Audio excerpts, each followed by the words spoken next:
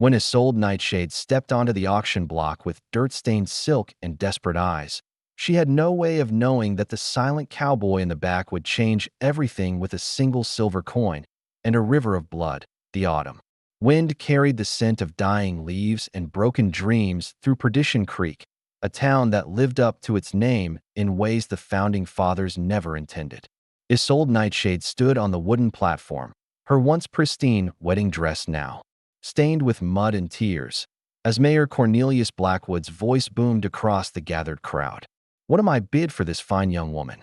Perfect for housework, cooking, and other domestic duties." His grin revealed tobacco-stained teeth that made Isolde's stomach turn. She kept her chin raised despite the humiliation burning through her veins. 3 days ago, she'd been preparing to marry Samuel Hastings, the banker's son. 3 days ago, she'd had a future. Now she stood here like livestock, her father's debts hanging around her neck like a noose. $5, called out Jake Morrison, the saloon keeper whose wandering hands were as notorious as his watered-down whiskey. $7, shouted another voice from the crowd as Isolde's gaze swept over the sea of faces, some leering, others merely curious, all of them treating her like a commodity to be bought and sold. Her fingers trembled as she gripped the torn lace of her skirt. She'd rather die than become any of these men's property. That's when she saw him. He stood at the very back of the crowd, a shadow against the weathered storefront of Murphy's General Store, tall and lean, with dark hair that needed cutting and clothes that had seen better days. But it wasn't his appearance that caught her attention, it was his stillness. While everyone else jostled and jeered, he remained motionless as a statue, his eyes fixed on her with an intensity that made her breath catch. $10. The bidding continued around her, but Isolde found herself unable to look away from the mysterious stranger. Mayor Blackwood raised his gavel. $10 going once. 15. Jake Morrison's voice cracked with excitement. The stranger's jaw tightened almost imperceptibly. His hand moved to rest on something at his hip. A gun, Isolde realized with a start. The movement was subtle, probably unnoticed by most, but she caught it. There was something dangerous about this man, something that whispered of violence barely held in check. $15 going once, going twice. The stranger stepped forward, his boots silent on the dusty ground despite his size. The crowd parted instinctively, as if sensing the predator in their midst. When he reached the platform's edge, he looked up at Mayor Blackwood with eyes the color of storm clouds. "One silver coin," he said quietly. The crowd erupted in laughter. "You're short about $14 and change, friend," Jake Morrison called out, slapping his knee, but Mayor Blackwood had gone pale. His eyes were fixed on the coin the stranger had produced, a simple silver piece that caught the afternoon light. That's not legal tender," the mayor stammered. "It's what I'm offering." The stranger's voice carried a weight that silenced the crowd's laughter. "One silver coin for the lady." Isolde's heart hammered against her ribs. Something was happening here, something she didn't understand. The tension in the air was thick enough to cut with a knife. "Now see here," Jake Morrison blustered, pushing forward. "I bid fair and square. $15 beats whatever foreign nonsense he's." The stranger's hand didn't move toward his gun. He didn't need to. His gaze alone was enough to make Jake stumble backward, suddenly finding his boots very interesting. Mayor Blackwood's face had turned an unhealthy shade of gray. I suppose, if there are no other bidders." His voice trailed off as he looked around the crowd. No one met his eyes. "Sold?" he whispered, bringing the gavel down with a crack that sounded like a gunshot. The stranger reached up, offering Isolde his hand. She hesitated for a heartbeat, studying his face. There were scars there, thin white lines that spoke of old violence. But his eyes, those storm-gray eyes, held something she hadn't expected to see: respect. She placed her hand in his and let him help her down from the platform. His touch was gentle despite the calluses that spoke of hard work and harder living. "What's your name?" she whispered as they walked away from the dispersing crowd. "Thorn," he replied. "Thorn Ironvale." Thorn. She tested the name on her tongue. It suited him, sharp and unforgiving, but capable of bearing weight. "Why did you do that? Why did you bid on me?" He was quiet for so long she thought he wouldn't answer. When he finally spoke, his words were barely audible above the wind. Because some things ain't meant to be bought and sold. They walked in silence through the dusty streets of Perdition Creek, past the saloon where Jake Morrison glared at them through dirty windows, past the bank where her former fiancé had made it clear that a woman with debts was no longer suitable. Wife material. Isolde glanced at her mysterious savior, because that's what he was, wasn't he? A savior who appeared from nowhere with a silver coin and storm-cloud eyes.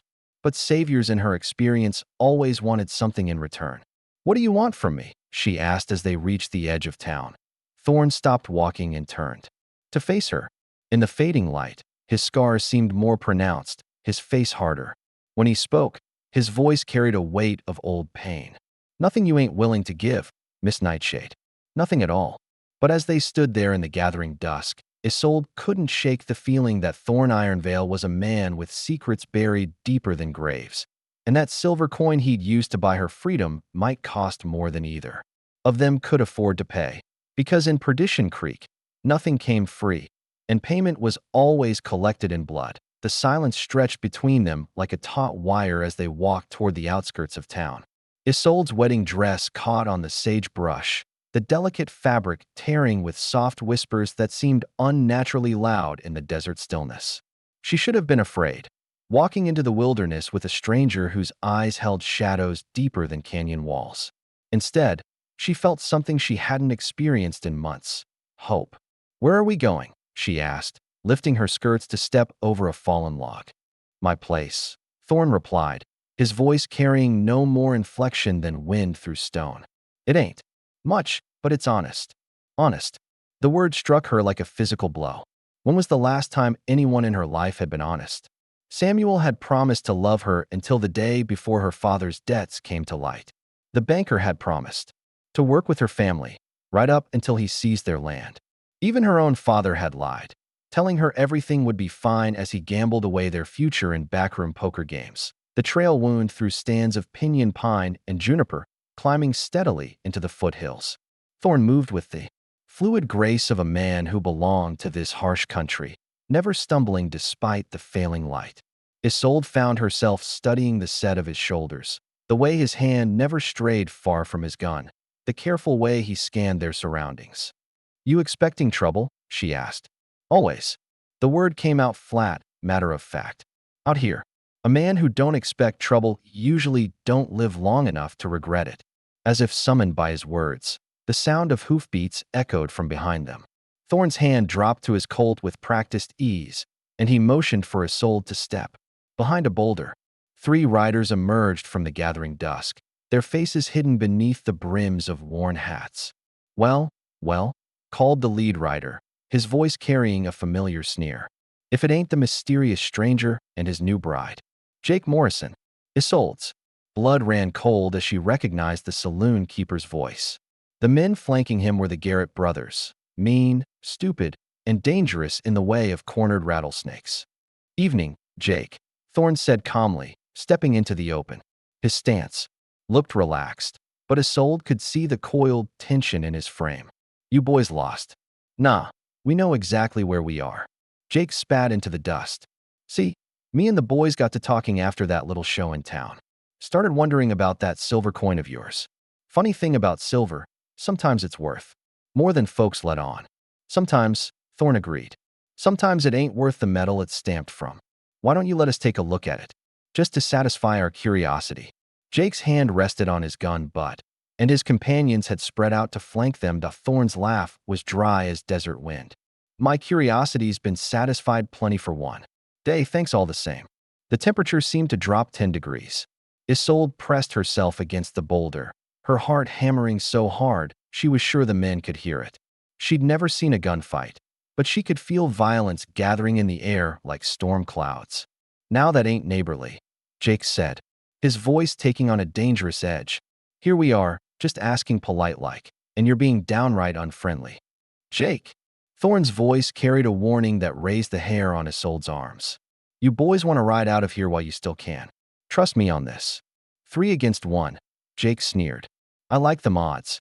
Then you can't count worth a damn."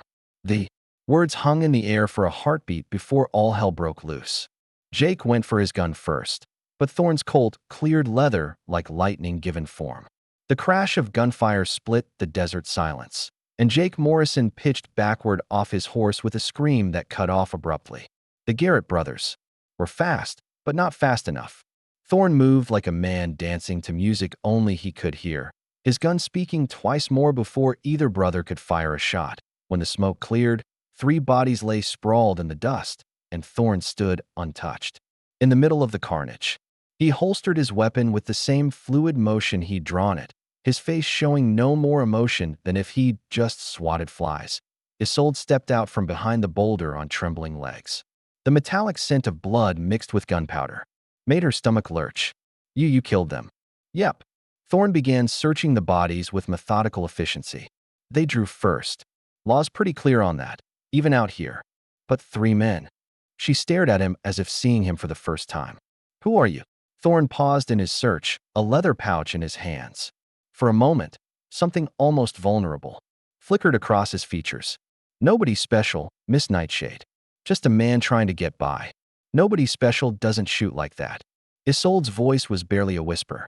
"I've heard stories about gunfighters. Men who could draw faster than thought, shoot straighter than death itself. Stories got a way of growing in the telling." Thorne pocketed whatever he'd found on Jake's body and straightened. "We should move. Where there's 3, there might be more." They walked in silence after that, the weight of what she'd witnessed settling over Isolde like a shroud. The man beside her wasn't just dangerous. He was deadly in a way that spoke of experience, of other fights, other bodies left cooling in the dust. The realization should have terrified her. Instead, she found herself stealing glances at his profile, wondering what had shaped him into this instrument of controlled violence. The cabin appeared suddenly, nestled in a grove of aspens whose leaves whispered secrets in the night breeze. It was small and simple, built of rough-hewn logs that had weathered to silver gray. Light glowed warm and welcoming in the single window, and smoke curled from the stone chimney. "Home," Thorne said simply, and Isolde heard something in his voice she hadn't expected: uncertainty. The interior was spartanly furnished but scrupulously clean. A stone fireplace dominated one wall, with shelves holding a modest collection of books. A simple table and 2 chairs occupied the center of the room, while a narrow bed stood against the far wall. It was the home of a man who owned little but valued what he had. "There's a room for you upstairs," Thorne said, not meeting her eyes. "I'll take the main room down here." Isolde looked around the small space. "This is your bed."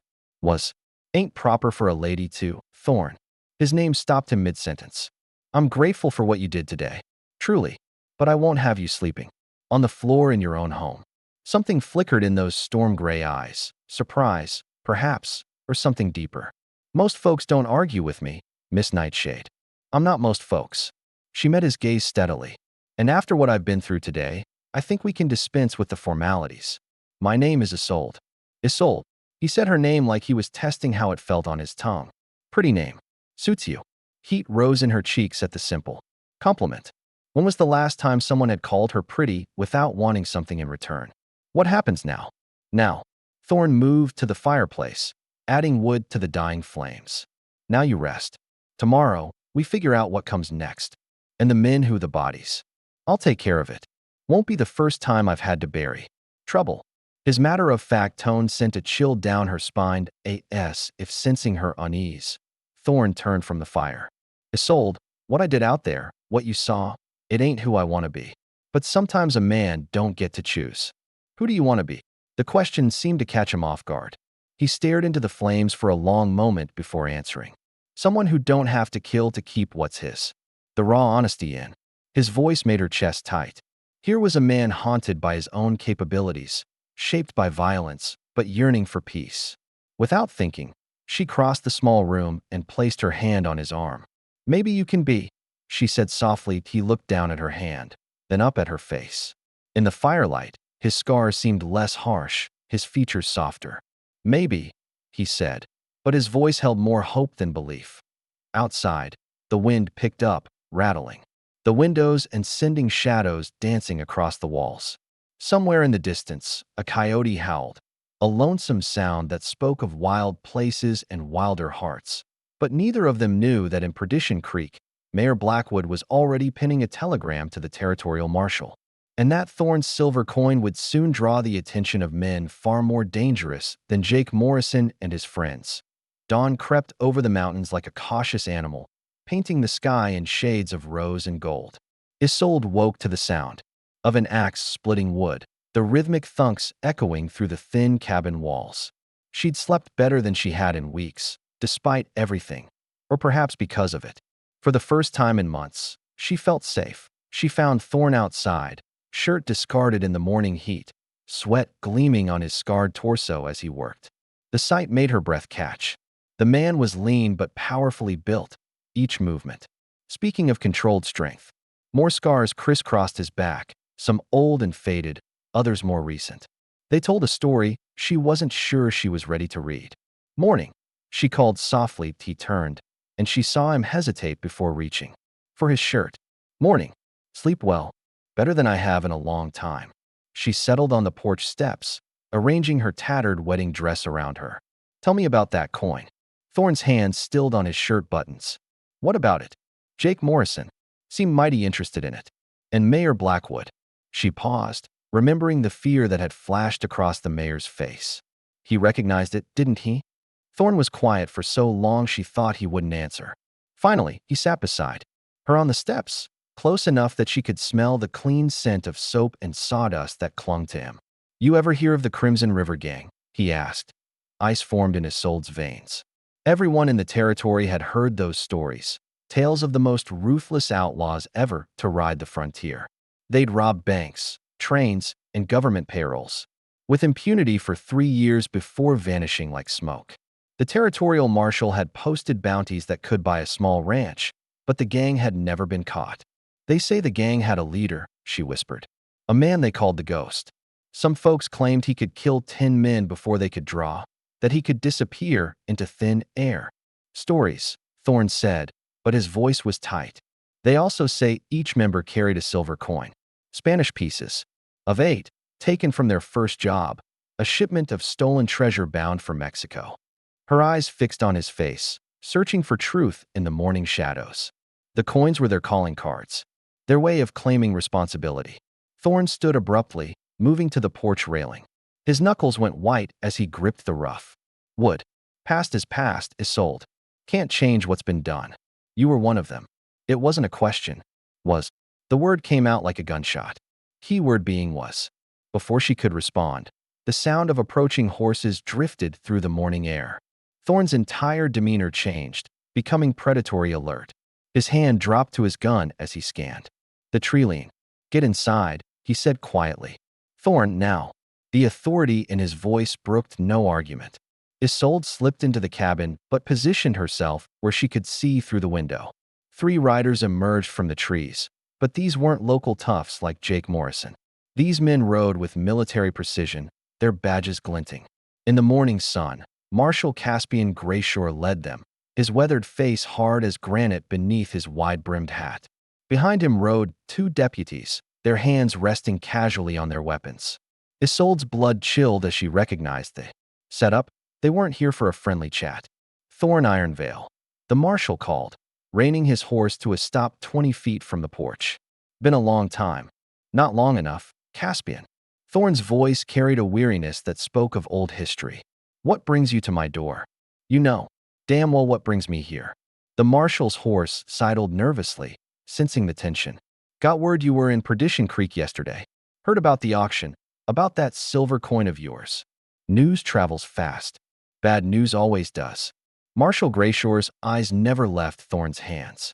"That coin's evidence in about 15 unsolved cases. Federal judges been mighty interested in seeing it again." "Evidence of what?" "A man can't spend his own money. When that money-stolen federal gold melted down and recast." The marshal let the implication hang in the air. "Well, that tells a different story, don't it?"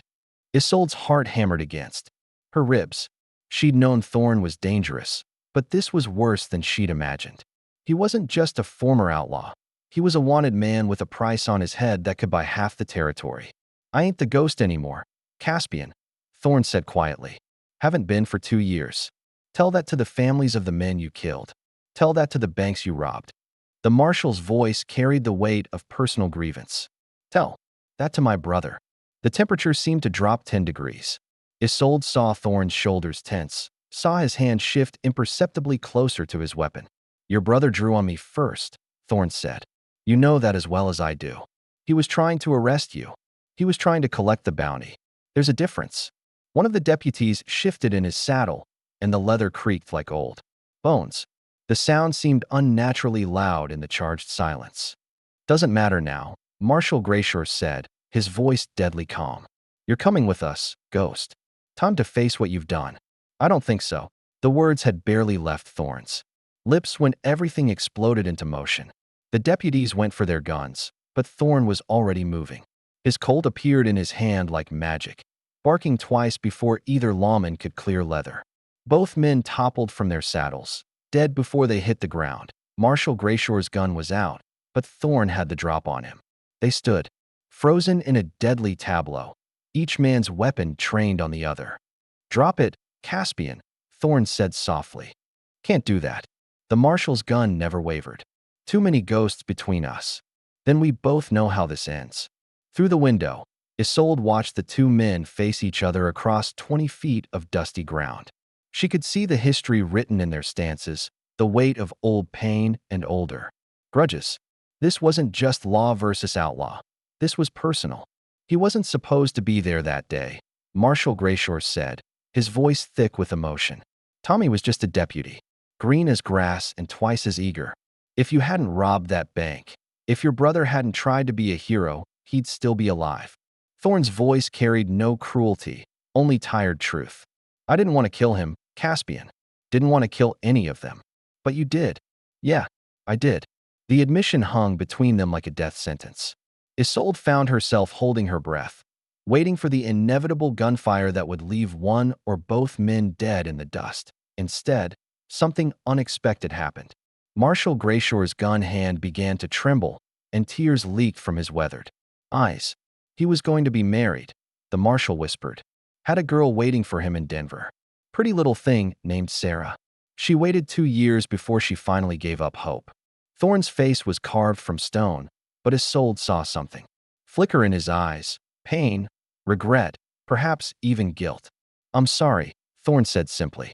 Sorry don't bring him back. No, it don't. The silence stretched like a bowstring ready to snap. Then, slowly, Marshal Grayshore lowered his weapon. I should kill you, he said. Probably. Give me one good reason. Why I shouldn't. Thorn glanced toward the cabin window, and his eyes met Isolde's for a brief moment. When he looked back at the marshal, something had changed in his expression. Because killing me won't bring your brother back. Won't change what happened. But letting me live. He paused, seeming to weigh his words carefully. Maybe there's still some good I can do in this world. Marshal Grayshore studied him for a long moment, then holstered his weapon with a bitter laugh. You always were too damn eloquent for an outlaw. I'm not an outlaw anymore. No. The marshal gathered his reins. Then what are you? Thorn looked again toward the cabin, toward Isolde. I'm trying to figure that out. Without another word, Marshal Grayshore spurred his horse and rode away, leaving his dead deputies behind. Isolde watched until he disappeared into the trees, then stepped outside on trembling legs. He'll be back, she said. Probably. Thorn holstered his gun and began dragging the bodies toward a grove of trees. But not today, and tomorrow. Thorn paused in his grim work, looking at her with those storm-gray eyes that held so many secrets. Tomorrow, we'll face whatever comes. Together, if you're willing. The word, together, sent warmth spiraling through her chest, but it was tempered by the cold reality of what she'd witnessed. This man, her unexpected savior, was the most wanted outlaw in the territory, and somehow, despite everything, she was falling in love with him. The afternoon sun beat down mercilessly as Thorn finished burying the last deputy beneath a stand of cottonwoods.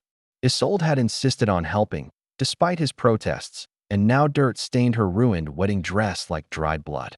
She worked beside him in silence, her face pale but determined, and Thorn found himself stealing glances at her profile as she smoothed the makeshift graves. You don't have to stay, he said finally, leaning on the shovel. I could take you to Silver Creek, put you on the eastbound stage, give you enough money to start fresh somewhere far from here. Isolde's hands stilled on the rough wooden cross they'd fashioned. Is that what you want? The question hit him like a physical blow. What did he want? For 2 years, he'd wanted nothing more than to disappear, to find some quiet corner of the world where the ghost couldn't follow.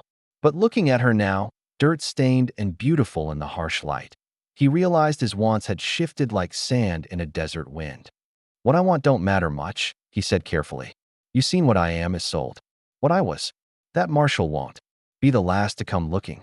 You didn't answer my question. Thorne set down the shovel and turned to face her fully. The afternoon light caught the gold threads in her brown hair, and her green eyes held a strength that took his breath away. This woman had been sold like cattle, had watched him kill 5 men in as many minutes, and still she stood here asking if he wanted her to stay. I want. He stopped, the words catching in his throat like fishhooks. I want things I got no right wanting, such as a life that ain't built on blood and bullets. A woman who looks at me like I'm worth saving instead of running from. His voice dropped to barely a whisper. I want you to stay, Isolde. God help me. I want that more than my next breath. She stepped closer, close enough that he could smell the wildflower soap she'd used that morning. When she placed her palm against his chest, he could feel his heart hammering against her touch. Then I'll stay. Before he could respond, before he could tell her all the reasons why that was the worst idea in the history of bad ideas, she rose on her tiptoes and kissed him. Her lips were soft and warm and tasted like hope, a flavor he'd forgotten existed. The kiss lasted only a moment before she pulled back, her cheeks flushed pink. I'm sorry, I shouldn't have. Thorne silenced her with his mouth on hers, his arms coming around her waist to pull her closer. This kiss was different, hungrier, desperate with the weight of everything they couldn't say. When they finally broke apart, both were breathing hard. Isolde, he said, her name a prayer on his lips. I know what you are, she whispered against his mouth. I know what you've done, but I also know what you did for me, what you're trying to become. That's the man I. The crack of a rifle split the air, and bark exploded from the tree beside Thorne's head. He threw himself sideways, tackling Isolde to the ground as more shots rang out from the ridge above them. Stay down, he shouted, rolling behind the largest cottonwood and drawing his Colt. His eyes swept the tree-line, counting muzzle flashes.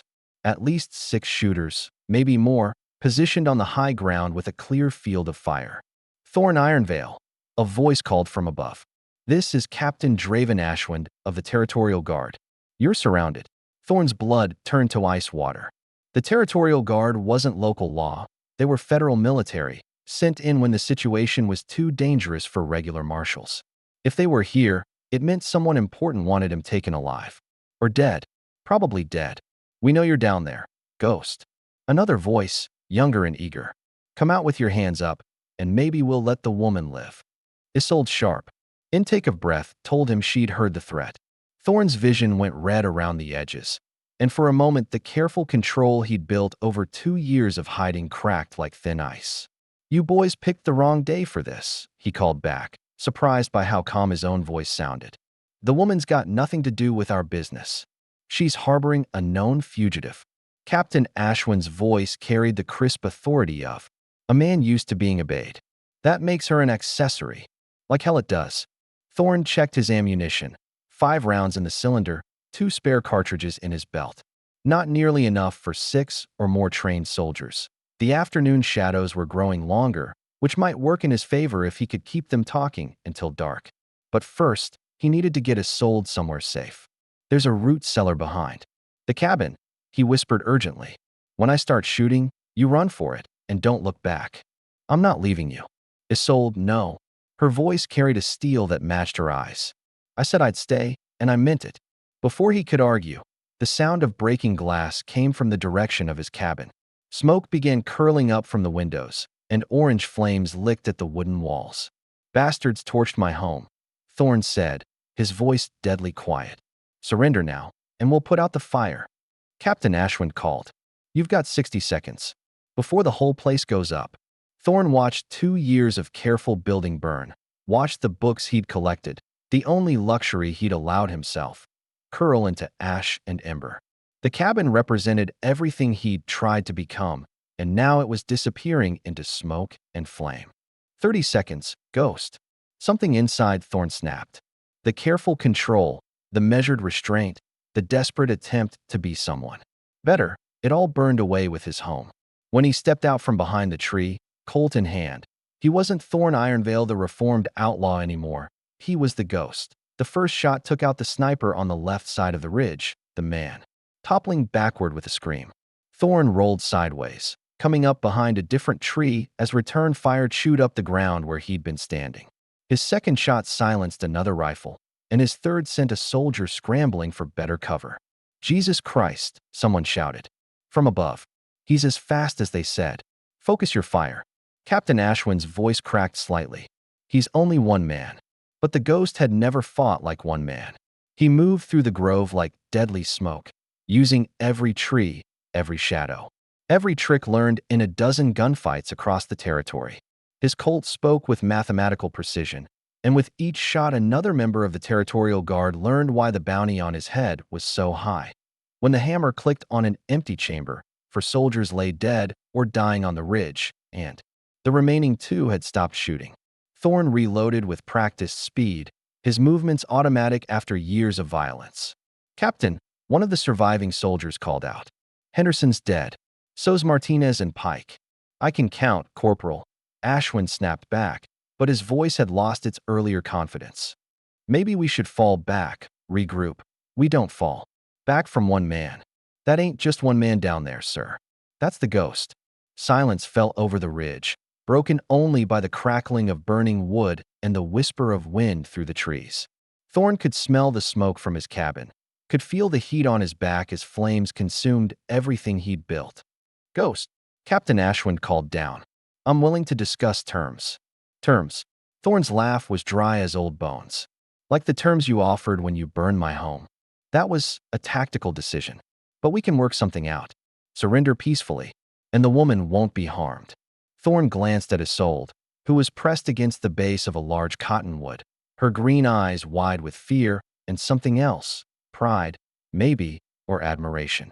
She'd seen him become a killer again, had watched him embrace the darkness he'd tried so hard to escape. Yet she was still here. "What kind of terms?" he called back, buying time to think. "Safe passage for the woman. A fair trial for you. Better than you'd get if we have to dig you out.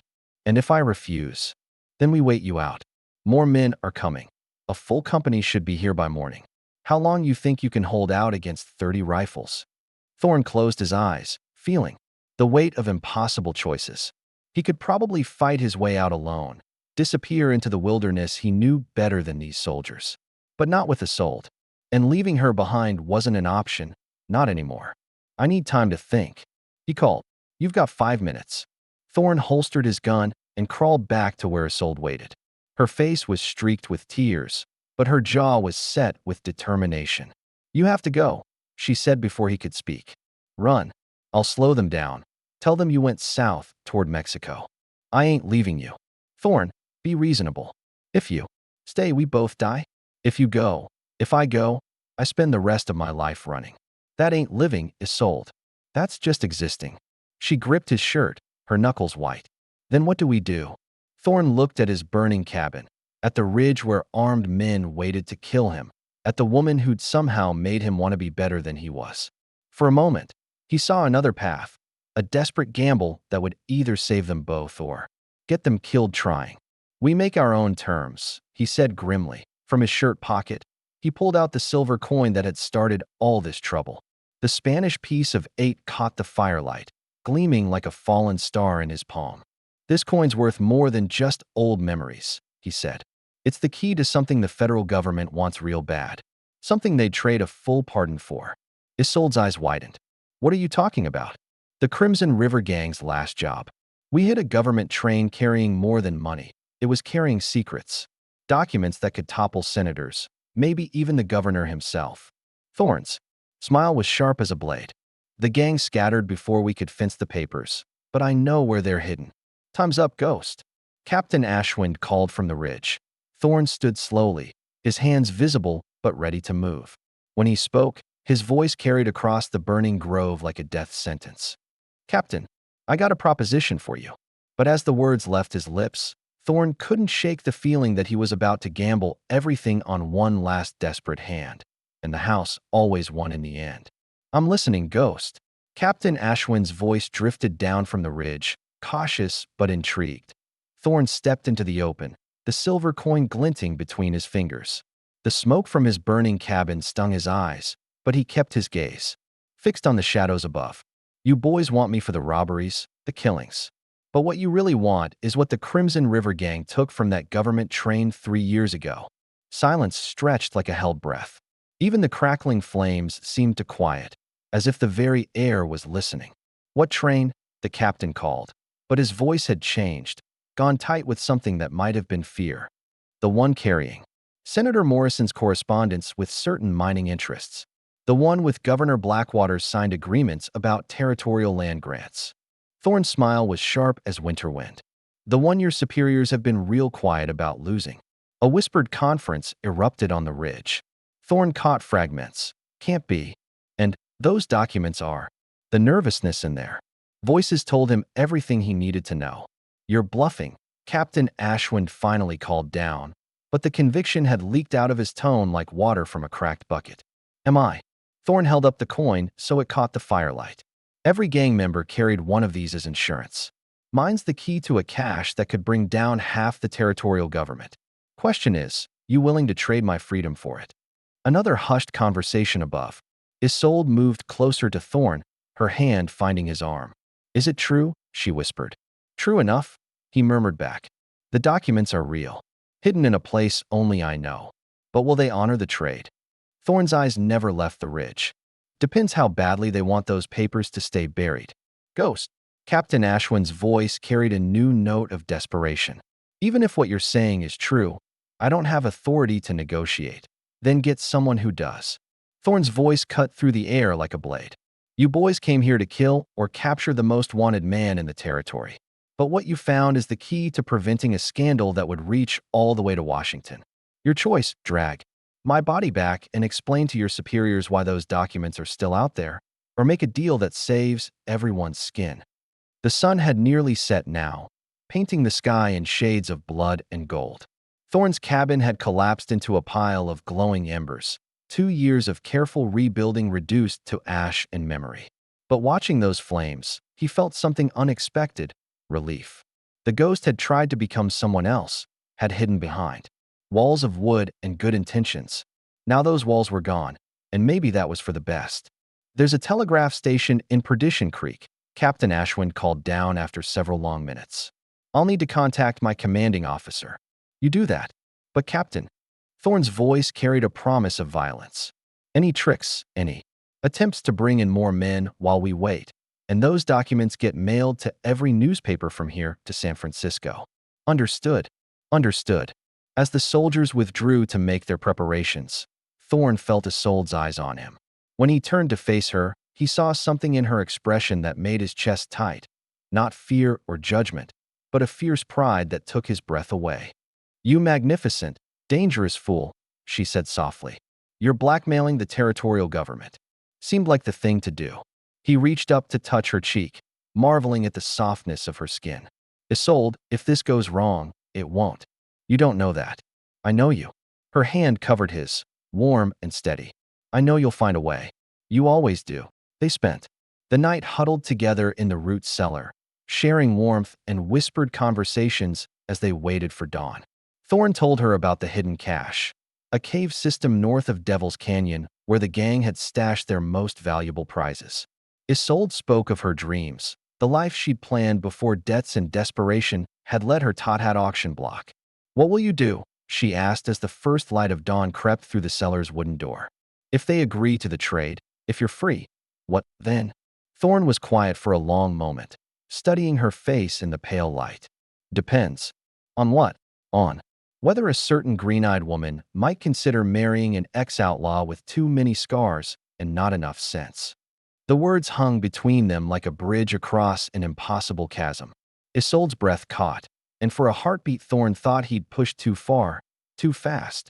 Then she smiled, the first real smile he'd seen from her since the auction, and his world shifted on its axis. I think she might, she whispered. If he asked proper. Before Thorne could respond, the sound of approaching horses cut through the morning air. He helped Isolde from the cellar, his hand never leaving his gun as they emerged to face whatever judgment awaited. Captain Ashwind rode alone, a leather satchel in his hands, and an expression of barely contained frustration on his weathered face. "You've got a deal, Ghost. Full territorial pardon in exchange for the location of those documents. Let me see the papers." The captain tossed down the satchel with obvious reluctance. Thorne examined the official seals, the territorial governor's signature, the federal marshal's endorsement. Everything looked legitimate. "The cave system north of Devil's Canyon," he said finally. 3 miles up the eastern slope, behind a waterfall that runs only in spring. The documents are in a metal strongbox, wrapped in oilcloth. Captain Ashwind scribbled notes with furious intensity. "If we get there and find nothing, you'll find them." Thorne folded the pardon papers and tucked them inside his shirt. "Question is, what happens to the men who know where they were? Hidden." The captain's face went pale. "The amnesty covers any peripheral concerns." "Good. Because if anything happens to me or mine, copies of those documents will find their way to some very interesting people."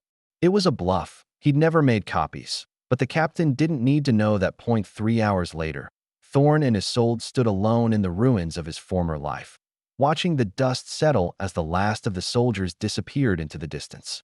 The pardon papers crackled in the morning breeze, official and final. "So what now?" Isolde asked, slipping her hand into his. Thorne looked around at the blackened timbers, the disturbed graves, the whole sorry mess of his past laid bare under the desert sun. Then he looked at the woman beside him, dirt-stained and beautiful, strong enough to stand with him through hell itself. "Now we build something new," he said. "Something that ain't built on blood and bullets and old mistakes. Together, together." He pulled her close, tasting her smile as he kissed her under the vast blue sky. Somewhere in the distance, a meadowlark sang, a sound of hope and new beginnings that echoed across the endless prairie. When they finally broke apart, Isolde's eyes were bright with unshed tears.